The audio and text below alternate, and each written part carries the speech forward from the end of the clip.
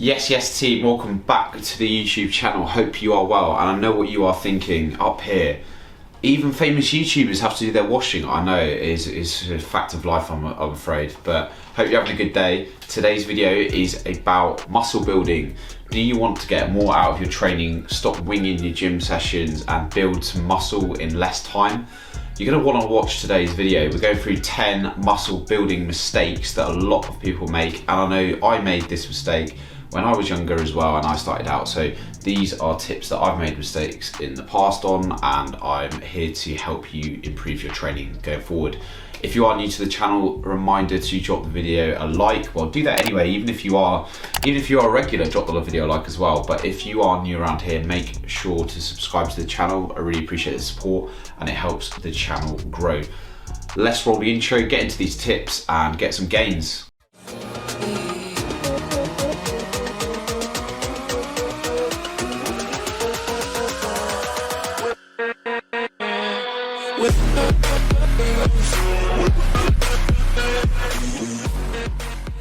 So number one, I'm going to start with the most important one, probably the most common one in gyms worldwide, and that is not training hard enough. You have to be pushing yourself in gym sessions to get the best results. It's no wonder that the closer that you train to failure, the harder you push yourself, the more you get out of your gym sessions. That's just a fact. So make sure that you are not leaving so many reps in the tank that each working set feels comfortable and too easy. It should be challenging, and there should be a natural slowing of your rep speed towards the end of a heavy set. So doing a set of 10 reps, for example, and you get to number 7, number 8, it should start getting difficult. You're trying to move the weight like you were on the first few reps, but it's naturally slowing because it's getting more difficult. And this involuntary slowing of the rep speed is what is needed to then create the cross-bridging effect between myosin and actin, which are within the muscle fibers, to then create a hypertrophic response. Simply put, the closer that you go to failure, in theory, the more muscle fibers you are stimulating and the more effective reps you are accumulating, which contribute to mechanical tension, which is the process by which we build muscle. So make sure that you are going close enough to failure and training hard, not leaving too many reps in the tank. As a good general rule of thumb, I'd say try and aim to within 3 reps of failure on each working set. And the further away from failure that you are, the more sets that you'll need to accumulate the same amount of effective reps for muscle growth. Big mistake number 2 is doing too much junk volume. What do we mean by junk volume? Typically we're referring to sets that aren't actually contributing to muscle growth. So like we said on the first point, we need effective reps and sets where we are going close enough to failure to stimulate muscle growth. So as fatigue builds during your workout and you get to the later stages of your workout, beyond about an hour and say like your 5th or 6th exercise of the session, do you really think that like that 9th exercise of your chest session is really going to be stimulating muscle growth? You are so fatigued that you are struggling to recruit the same number of muscle fibers that you were earlier in the session. The quality of your sets just drops off a cliff as you get more fatigued, and therefore it's probably a better idea to actually get out of the gym instead, go recover, and then come back and train that exercise on another day. So spreading out our volumes, the number of sets that we're doing across the week so that they are better quality sets is usually a good idea. And a lot of people fall into the trap of doing say 30 or 40 sets on one day, chasing the pump, which we'll get onto in a later point. And those last sets that you are doing is actually just more likely increasing fatigue and impacting your recovery for the next day's session rather than actually stimulating any muscle growth. Big mistake number 3 is chasing DOMS. So delayed onset muscle soreness, typically referred to as DOMS, is the soreness that we experience after a heavy leg day or when we're new to training. So it's completely normal to get DOMS, don't get me wrong. When we are new to training and there's a stimulus being applied to the body that the body is adapting to, first couple of weeks of training, of course, we are expecting to get some aches. However, if you get to the point where you're a few weeks into your new training program, you're still aching so much every single day and you can't get back in the gym, the next day. It's more a sign of poor recovery, not getting enough sleep, protein intake, things like this, than it is of muscle growth. So there's no evidence to show that there is a link between being sore and building muscle. So don't associate being sore all the time with you doing a good workout and building muscle, because it's not true. So we want to focus more on, again, on the quality of the working sets and training close enough to failure as per point 1. Mistake number 4 is chasing the pump. So following on from the previous points, a lot of people think that building muscle or getting the gains is the chasing of the pump and just doing as much as we can to get that arm pump on. That, don't get me wrong, I do love a good odd superset of like biceps and triceps, or feeling pumped at the end of a session. Like, it's a good feeling, but it's only temporary, and the build up of this pump, which is typically referred to as metabolic stress, building up lactate metabolites within the muscle cells, is not in itself associated with muscle growth without the absence of mechanical tension that I mentioned in the first point. So mechanical tension is the way that we stimulate muscle growth through effective reps, and without the presence of going close enough to failure, just doing a load of pump work, repping out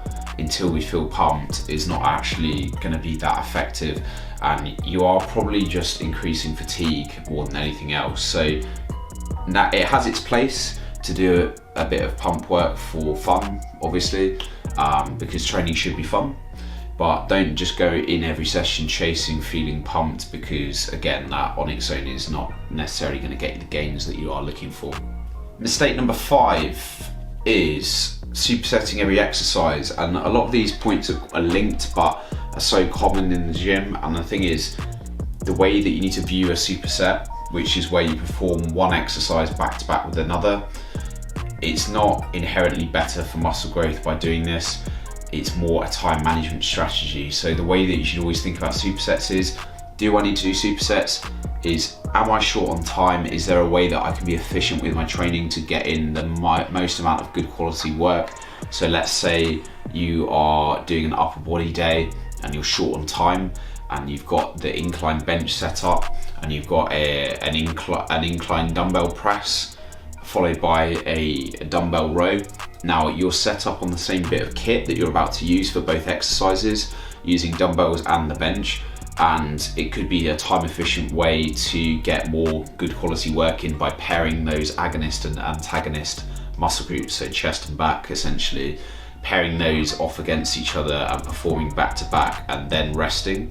Now, is the quality of your set going to decrease slightly? Potentially, but because those shouldn't interfere too much with each other and they're next to each other in terms of equipment layout and practicality, it could be an effective way to get more in. So supersetting is a time management strategy to get as much training in as you can in as little time. Mistake number 6 is short rest periods. So previously, years gone by, people thought that the hypertrophy rest period range, was doing 6 to 12 reps with like 90 seconds rest or 60 seconds rest. However, it's been proven since then that studies looking at rest periods of 1 minute versus 3 minutes, the group that do 3 minutes rest period between sets, they have better strength gains, as you would expect, so more percentage of 1 rep max.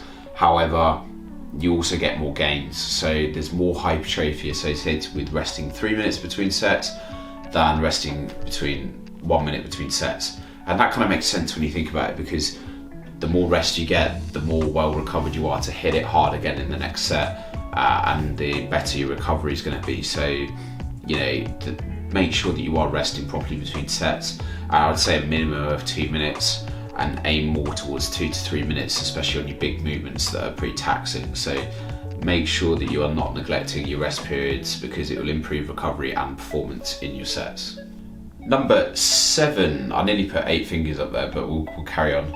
Number 7 is redundant exercises. This is a very common one. So people are not exactly sure which movement patterns they're doing, so they end up doing more thinking that's better. So let's say, for example, you're training shoulders.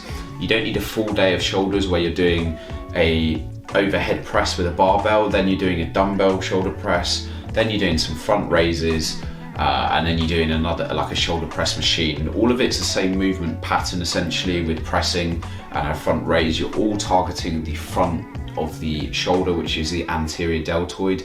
You're much better off spreading that workout volume across different movement patterns to get better results. So if you switched from doing all of those exercises to just one pressing movement overhead, so let's say you pick a dumbbell shoulder press, and then you go on to a dumbbell lateral raise, which targets the middle of the deltoid muscle, the middle of the shoulder, and then a rear delt exercise like a reverse pec deck, or even like a face pull, or a rear delt fly, something like that. Then you've hit all three heads of the shoulder in 3 exercises, rather than dragging it out for loads more. Similarly, you do not need 8 different bicep curl variations. The biceps are a relatively small muscle group. You do not need that many different exercises to smash your biceps, and they also take a long time to recover. So the biceps and triceps definitely do not need as many sets as most people do for them. Mistake number 9, overtraining. Now, I did this early on, and a lot of people do think that more is always better. Human nature, I think, to just go in and smash it.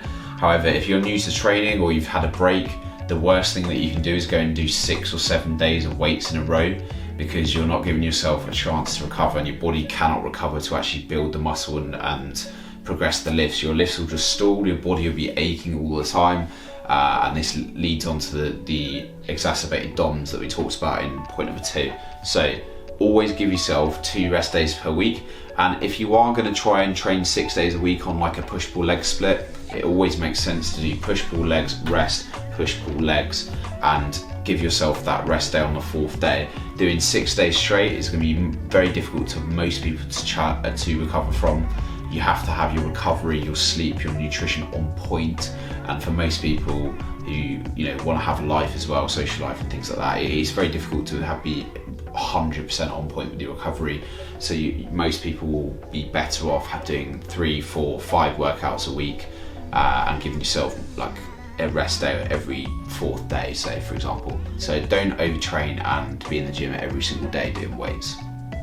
Mistake number 9. This is another very common one. So people get bored or impatient with results, and they change their exercises too frequently.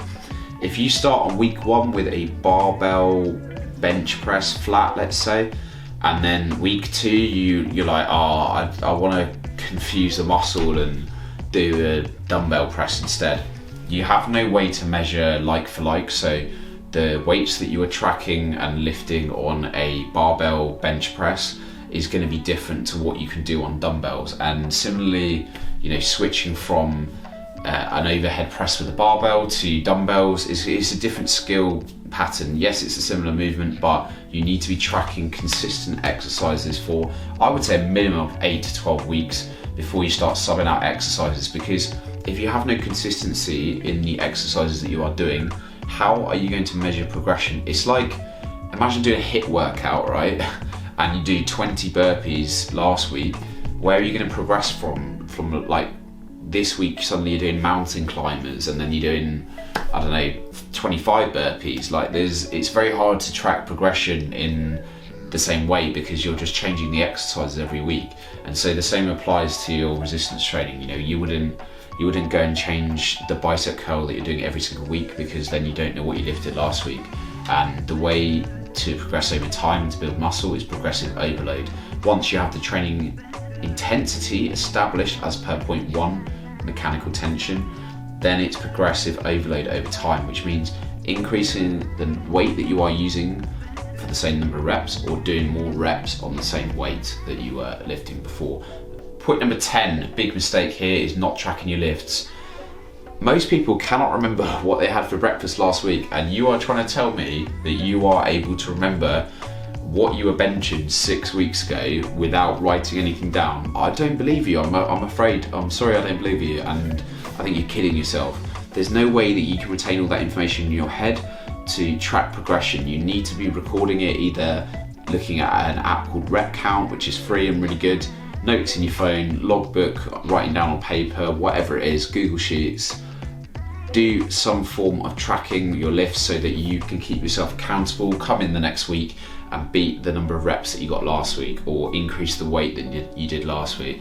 This is single-handedly a game changer for pushing yourself and making sure that the weights go up over time. Otherwise, it's just guesswork. So there you go, 10 key lifting mistakes, and if you start implementing on these and not avoiding these mistakes going forward, you are going to build muscle a lot quicker. I really hope you found the video useful. If you did, a reminder to drop the video a like, subscribe to the channel if you are new, and I'll catch you guys on the next video. Have a great rest of your day, and I'll see you later. Thanks a lot, bye.